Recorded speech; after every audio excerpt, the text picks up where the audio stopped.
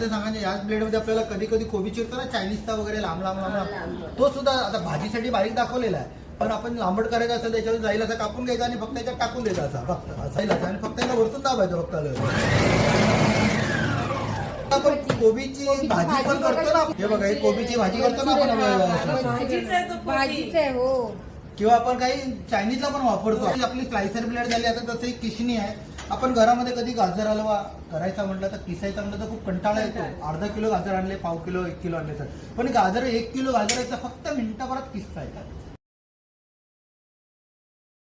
आणि टोप ठेवायचा इथे आणि फक्त काय करायचं जेवढे वरतून टाकत राहायचे, वरतून जेवढे पाहिजे तेवढे टाकायचे आणि फक्त याला काय बटन दिलेलं आहे फक्त पुश करत होत नाही. आपण गाजर बीट बटाटा वगैरे आपल्याला किसायचं असतं नाही, आपल्याला असं किसलं जातं.